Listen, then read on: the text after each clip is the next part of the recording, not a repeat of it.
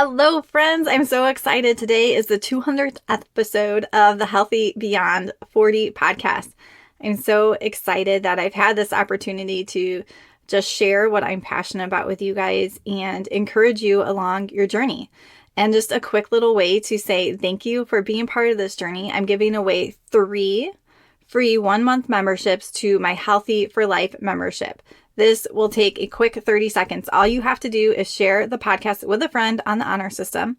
And then in the description down below, there's going to be a link for a quick Google form to just have your email address and to say that you shared it. So that way I can contact you if you are one of the winners. And inside this membership, you're going to see a ton of different workouts. You're going to see different courses for mindset and for nutrition. So everything is all in one so you can finally start to feel good. So this will close on September 28th, and I will announce the winners by email. So thank you guys for listening and sharing and helping me get to 200 episodes. And today on this episode, I'm going to take a couple commonly asked questions that I get and then answer those. So we're going to be talking about things like consistency and why do I keep losing the same pounds over and over again. Hi friends, and welcome to the Healthy Beyond 40 show. I'm Michelle, mama of 4 and military wife, and I'm passionate about helping women get healthy from the inside out so they can feel better and live their best life. Do you feel like you're struggling to lose weight and get in shape? If you're ready to develop healthier habits, exercise consistently, and lose weight sustainably, then you're in the right place. I combine my expertise from my doctorate in physical therapy to my experience as a health coach, personal trainer, and yoga teacher to bring you actionable steps for a healthy lifestyle. No magic pill here, so lace up those shoes and get moving. All right, so let's get started. So the first question I get is, why do I keep losing the same few pounds over and over again? Sort of that yo-yoing thing. And so common things that I see is people not maintaining the consistency on the weekends. So maybe they are off their schedule, maybe they're traveling, whatever it is, they're not doing the same thing on the weekends. And maybe that weight comes back on and then they get strict during the week again and it goes off. And it just feels like this yo-yoing and it doesn't feel good. Also, some people have a hard time maintaining consistency throughout the day. So maybe they start really good with breakfast and lunch, and then dinner sort of slides off, and then there's this nighttime snacking. And another thing I see is really people trying things that they can't stick to. So whenever I have someone starting a habit, for the most part, there may be some exceptions, we're only going to do a habit or try something as long as we can stick to it. Unless for some reason there's an exception that we're like short-term doing something. But that's usually not common because it doesn't lead to sustainable weight loss. So really making sure in the first place you're starting with something that you can continue. Another thing is some people haven't worked through the emotional or the habitual things that are going on. So then there's sort of this yo-yo of being strict, but then there's this emotional thing I'm ignoring that keeps popping up. It makes me eat more food. And we're not tackling what the problem really is. So some quick fixes for this. And again, it's different for everybody, but I'm going to throw out some common ones. Is making sure you're starting with sustainable habits that you can continue. 2, sort of what I was just talking about, figure out what is going on emotionally and or habitually, like you just have this habit. And what are those mindset shifts that you need to break free from those? And a lot of people, some people will notice like really big emotional triggers. But a lot of people aren't very aware of these like more subtle emotional triggers that are causing them to eat. So there can be subtle emotional triggers going on that are so helpful if you can work through and have those mindset shifts. I also think another helpful thing is focusing on the health markers and not just like the scale or the size of clothing you are. It's really getting down to that why you're doing this. And it has to be more than weighing a certain amount of weight. Because like the weight literally doesn't matter. For all you people listening, there's probably someone who has a goal to be 150 pounds. There's someone who has a goal to be 200 pounds. Someone has a goal to be 130 pounds. Like the number literally doesn't matter. But what matters is the health inside of your body. So when we can start connecting what we're eating to how that makes us feel on the inside and how our body functions on the inside, then we have this bigger picture. I'm not just doing this to be a certain size or do this. I'm really doing this to be healthy and to feel good. And for some people, the fix is also getting support. Sometimes we've tried all these things on our own and we just keep waiting and waiting to get support. But a lot of times, if we can have someone sort of look and see what's going on, help us when we get to those bumps in the road, instead of those being setbacks, that we work through those bumps and we can go past it, can really be huge when you actually reach out to get support. All right, another question I get is, what does it look like to maintain consistency if the scale isn't moving? And so this really goes back to that mindset and that deeper why I was talking about. Like, can we connect this to why we're doing this regardless of the number on the scale? Because when we can connect it to that, we're going to keep going and actually maintain more consistency than we think we are. So go back to that why. Go back to why do you really want this? And moving that success away from the scale or the clothing size and to that true why. And if you don't know what that true why is, you have to keep digging. I also think it helps to just go back to these daily habits. Like, I am just going to do these daily habits I've set up. Maybe that is eat a healthy breakfast. Maybe that's go for a walk each day, drink enough water, have protein at each meal, have some non-starchy vegetables at lunch and dinner, whatever that is. Go back to those daily habits. And are you committed to them? If you're having a hard time committing to one, why is that? And work through that. Because a lot of times we sort of know why the scale isn't moving. Now, sometimes people may have a hormonal or metabolic thing going on. But even if they have that, like, focusing on your daily habits and being healthy is going to help instead of doing the yo-yo or falling off your healthy habits. And really think about that mindset you have when the scale isn't moving. Maybe you're just at a little plateau, or maybe you're not really as consistent as you think you are.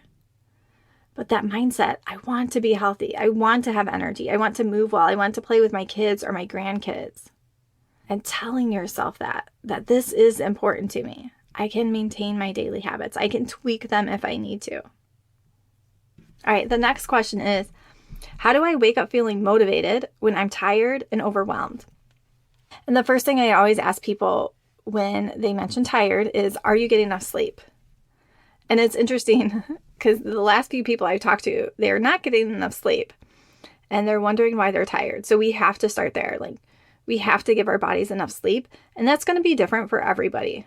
Like, I'm someone who needs a little bit more sleep. There might be someone who needs a little less or even more than me. So it's a little individualized, but we need to make sure we're getting enough sleep so that we feel good in the first place. And if you're not doing that, what do you need to do to get to bed on time? Because that's usually where the problem comes, because people feel like they have so much to do and they don't have enough time to do it, so they will sacrifice their sleep. So something has got to give. And to me, it's not going to be sleep. Something else you need to say no to.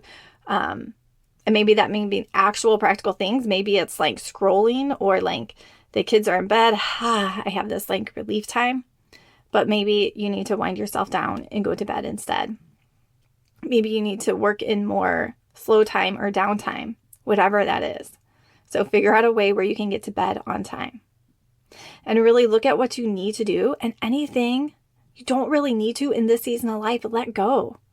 And I just recently did this. I kept feeling like my schedule is so busy. So I have 4 kids. My oldest is off in college, but my 3 youngest, I am homeschooling, and I run this business, obviously take care of the house and do all that other mom stuff too.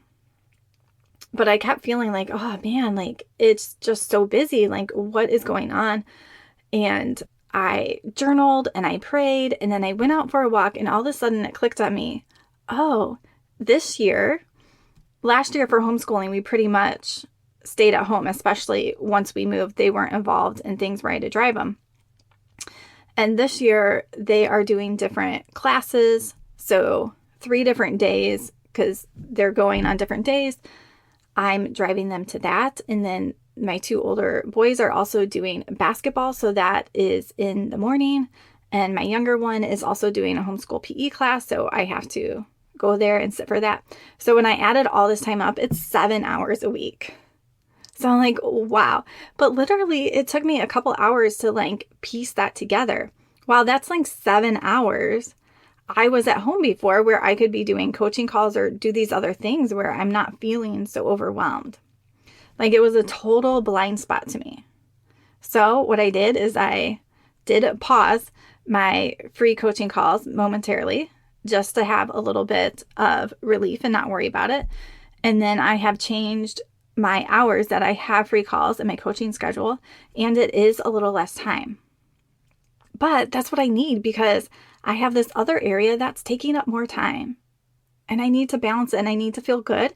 And I still need downtime. I still need time to relax so that I can feel good and that I'm in a good place mentally and I can take care of myself and I have time to make meals and do all the things. And for me, being a mom and homeschooling my kids is one of those top priorities. It does not come above my health or taking care of me. And I still am happy that I can be in a place where I get to do this podcast and I get to do coaching calls and personal training, and I can still have a time to do that other stuff I enjoy. But we have to think of what our priorities are. So maybe is there something on your plate you can let go of even though you don't want to? Like I had a lot of resistance in working less. But once I sort of made that decision, I was able to see how much more time that was and that this is a season. It may not always stay like that. It's okay. I don't have to do it all. Okay, next question is how can I stay consistent with workouts and healthy habits on days I do not feel like it, right? We all have those like, I don't want to get up and work out. I don't want to meal plan or go to the grocery store or prep. So what can we do?